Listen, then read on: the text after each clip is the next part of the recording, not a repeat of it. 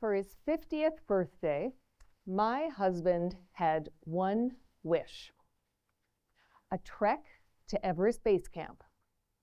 And then he dropped the second part. He wanted me to go with him. Now, listen, I love hiking and I love the mountains, but this was no picnic. This was altitude, cold, and a lot of prep. Eventually, I did say yes, and quickly went into project management mode. I figured, how hard can it be? I lead people through change for a living. Build the plan, map the risks, stay on track. So when it came time to plan this trek, I did what I'd been trained to do. I made the spreadsheets, the training plan, the packing list, and I kept us on track. Early morning hikes, weekend hikes, strength training, cardio, packs on, packs off, repeat for months. So yeah, I had a plan for everything because plans feel like safety until they don't. It all started on a very shaky flight into the Himalayas on a 10-seater plane. The kind of plane where when you hear every rattle, you convince yourself they all mean something. I remember gripping the armrest and just telling myself, right, okay, this is fine. This is totally fine. And then you land and step out and realize you're starting at an altitude that's equivalent of stacking the CN Tower about 5 times. I mean, we hadn't even started walking yet, and already my body was in thin air. I felt it immediately. Not panic exactly, but this quiet, uneasy, right, okay, we're doing this. We're actually doing this. And for the first few days, honestly, it was everything I could have hoped for and more. Suspension bridges, tiny mountainside villages, prayer flags, prayer wheels, and the most stunning views I'd ever seen. I felt alive.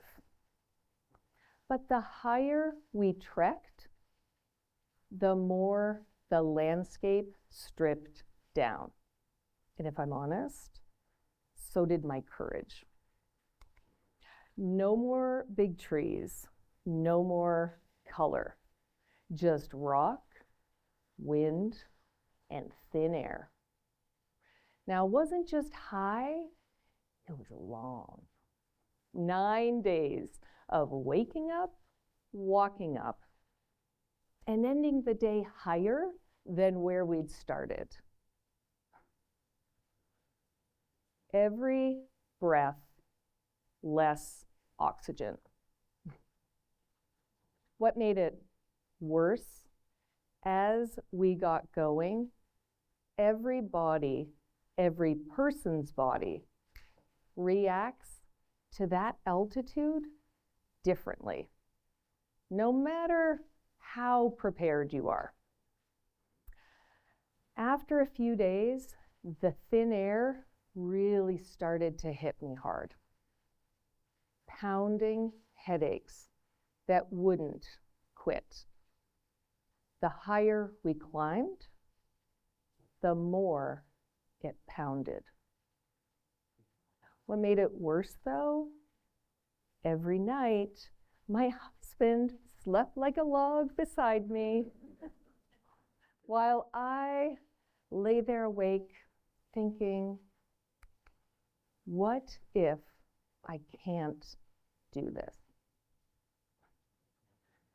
And under that was something I didn't want to admit. I was embarrassed that I was the one struggling. At first, I did what I'd always done when things get hard. I gripped tighter, pushed harder, tried to keep going. But my body and the mountain had other plans. So somewhere between one labored breath and the next, I knew something had to shift. Looking back, I see now that I made 3 moves. First, I loosened my grip on control, not by quitting, but by stopping that fight with reality. Next, I got honest and spoke the truth. And I told my husband how I was feeling, that I was embarrassed, that I was slowing us down. Now, to his credit, the best part was he didn't try to fix it. He just said, I'm with you. I've got you. And if we turn around, we turn around. And then I went to our guide, which was my 3rd move. I invited support instead of pretending I didn't need it. He told me we had to slow down even more, to drink only hot water at night, that really I needed to breathe differently to get more oxygen. Now, those shifts didn't make it comfortable, they didn't make it easy, but they made it doable. And what's interesting to me is this. Even when we made it to Everest Base Camp, I didn't feel like I'd conquered anything. I felt quiet. I felt humbled. I knew something had shifted inside of me, but it took me a while to really process those 3 lessons the mountain taught me. Loosen your grip, speak your truth, invite support. A few months after I got home, I found myself in a different kind of thin air, not on a mountain, at work. I just started a new job and I was hopeful, excited, and ready. The team was great. They welcomed me warmly. And then, quietly, one by one, they started pulling me aside and said, I really hope you stay. I found out other leaders before me hadn't stayed. They'd felt controlled. They'd felt unheard. So the team was bracing for that pattern to continue. Now, at first I brushed it off. New roles are uncomfortable. Change is uncomfortable. I told myself, I've got 25 years of experience. Just keep going, which was really just my way of gripping tighter. Soon it became very obvious this wasn't just new job discomfort. There was a real pattern here, and it was squeezing the oxygen out of the room. And then one day, on our weekly call, my leader said the quiet part out loud. Frankly, Nicole, I don't trust you. And I felt it right here. I couldn't breathe. My chest felt like it was on fire. Have you ever felt that? You know that moment when your head starts spinning with self-doubt and you question everything? I tried to use what the mountain taught me. I loosened my grip and stopped telling myself this was normal. Then I spoke the truth. I went to a senior leader and I said, there's no psychological safety on this team. But her response, psychological safety? I mean, what even is that? I remember sitting there speechless because psychological safety isn't complicated. It just means you can speak up without fear. And in that moment, I knew things weren't going to change. So I made the difficult decision to leave, unable to breathe. And I'll admit, it broke my confidence for a while, because that kind of thin air is isolating.